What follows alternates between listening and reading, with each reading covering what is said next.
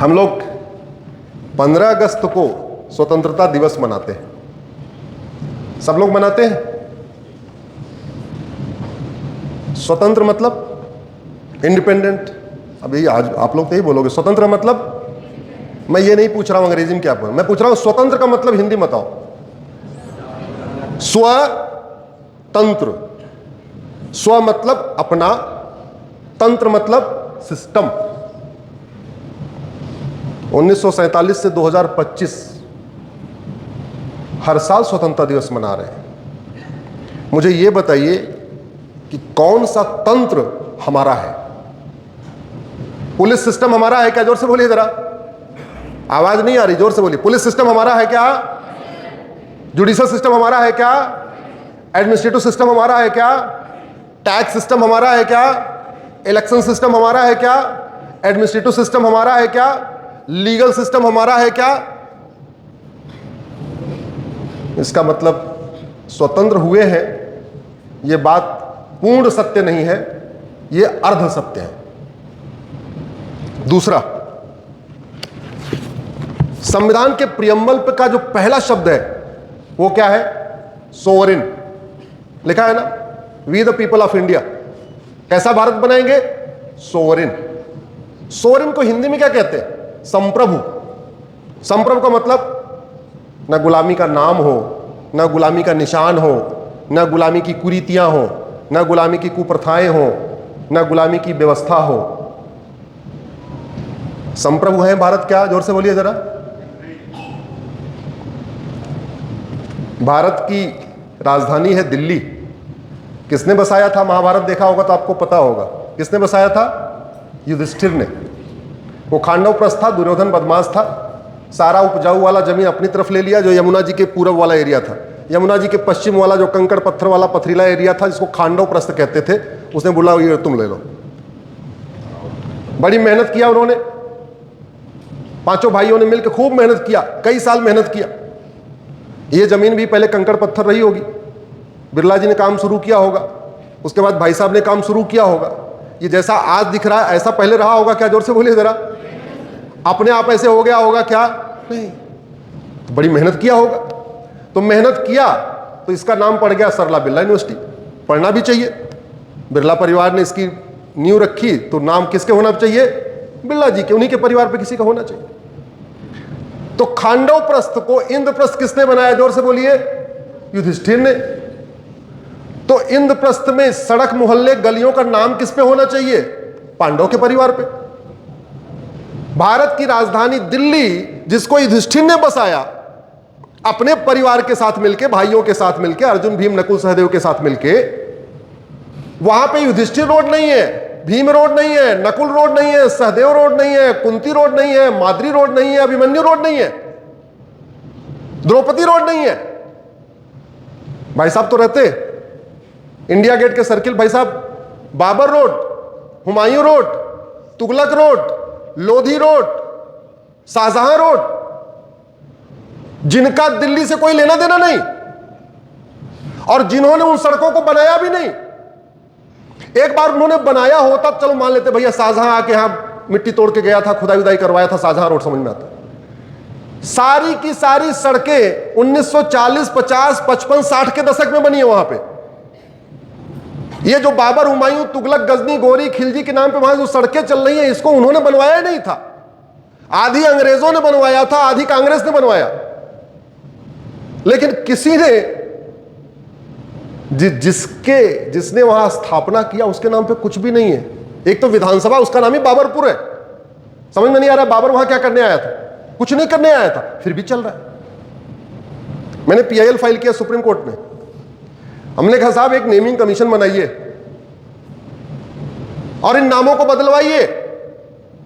बोले इससे आपका कौन फंडामेंटल राइट वायलेट हो रहा? हमने कहा हमारे 7 फंडामेंटल राइट वायलेट हो रहे हैं। हमने कहा इन वहशी दरिंदों के नाम पे सड़क, मोहल्ले, गलियां होने के कारण हमारा 7 फंडामेंटल राइट वायलेट हो रहा है। हमारा राइट टू आइडेंटिटी वायलेट हो रहा है, हमारी राइट टू डिग्निटी वायलेट हो रही है, हमारा राइट टू इंडिपेंडेंस वायलेट हो रहा है, हमारा राइट टू सोवरेनिटी वायलेट हो रहा है और हमारा राइट टू रिलीजन वायलेट हो रहा है। तो बोले राइट टू रिलीजन कैसे वायलेट हो रहा है? हमने कहा राइट टू रिलीजन इसलिए वायलेट हो रहा है कि जिन स्थानों का वर्णन कुरान में है वो सारे स्थान उसी नाम से पाए जाते हैं, इसलिए कुरान में लिखी हुई बात को लोग सही मानते हैं। जिन स्थानों का वर्णन बाइबल में है वो सारे स्थान उसी नाम से पाए जाते हैं, इसलिए बाइबल में लिखी हुई बात को लोग सही मानते हैं। और जिन स्थानों का वर्णन हमारे महाभारत में है, रामायण में है, रामचरितमानस में है, हमारे वेद में है, हमारे पुराण में है, हमारे उपनिषद में है, उनको मैं ढूंढता हूं भारत के नक्शे पर, हमको कहीं मिलता ही नहीं है। भगवान कृष्ण ने 5 गांव मांगे थे। पहला इंद्रप्रस्थ, वो क्या बन गया? दिल्ली। दूसरा तिलप्रस्थ, फरीद खान नाम ने उसको, फरीद खान ने उसको फरीदाबाद बना दिया। तीसरा गांव सोनप्रस्थ, सोनीपत हो गया। चौथा गांव पानप्रस्थ, वो पानीपत हो गया। पांचवा गांव गजप्रस्थ, गाजी खान ने उसको गाजियाबाद बना दिया। अब मैंने कहा मैं ये 5 गांव भगवान कृष्ण वाले ढूंढ रहा हूं, उनको जिस भारत के नक्शे पे मिल ही नहीं रहे। महाभारत में मैं पढ़ता हूं कि हां पांचाल में पैदा हुई, लेकिन मैं पांचाल को ढूंढ रहा हूं, मुझे नहीं मिल रहा है, क्योंकि फर्रुख खान नाम के लुटेरे ने उसको फर्रुखाबाद बना दिया। हमारा जमनगरीपुरम को जौना खान ने जौनपुर बना दिया। हमारा एक शक्तिपीठ था, 51 शक्तिपीठों के बारे में हमारे पुराण में लिखा हुआ, मैं पढ़ता हूं, लेकिन जब मैं पहला शक्तिपीठ कीर्तेश्वरी ढूंढ रहा हूं तो मुझे नहीं मिल रहा है, क्योंकि मुर्शिद खान नाम के लुटेरे ने उसको मुर्शिदाबाद बना दिया। हमारा शक्तिपीठ विंध्याचल, विंध्यवासिनी देवी का मंदिर, मैं विंध्यवासिनी नाम के स्थान से ढूंढ रहा हूं, कोई स्थान ही नहीं मिल रहा है, क्योंकि वहां मिर्जा खान नाम के लुटेरे ने उसको मिर्जापुर बना दिया। ये संविधान ने जो हमें 7 फंडामेंटल राइट दिए, आर्टिकल 21 में दिया, आर्टिकल 25 में दिया, आर्टिकल 26 में दिया, आर्टिकल 29 राइट टू कल्चर, हमने कहा हमारा राइट टू कल्चर वायलेट हो रहा है।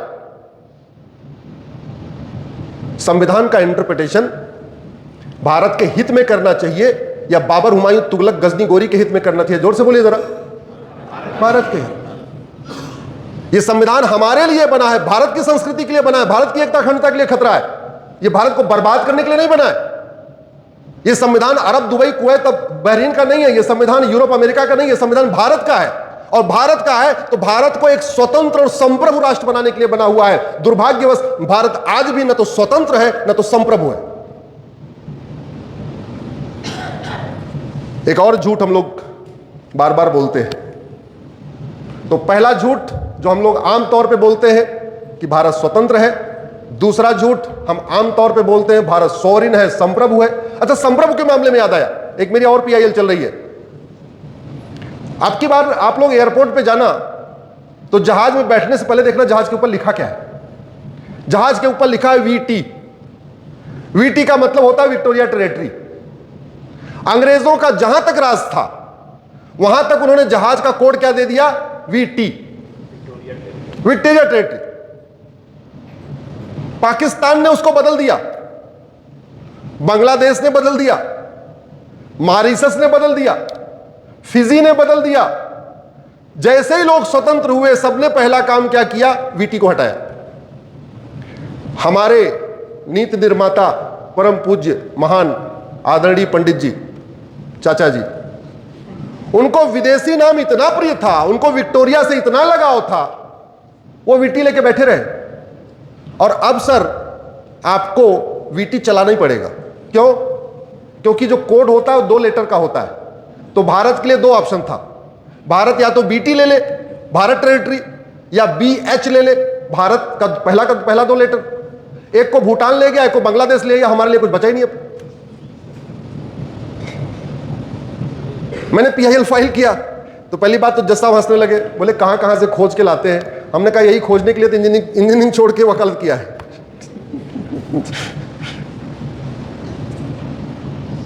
तीसरा झूठ, भारत संविधान से चलता है।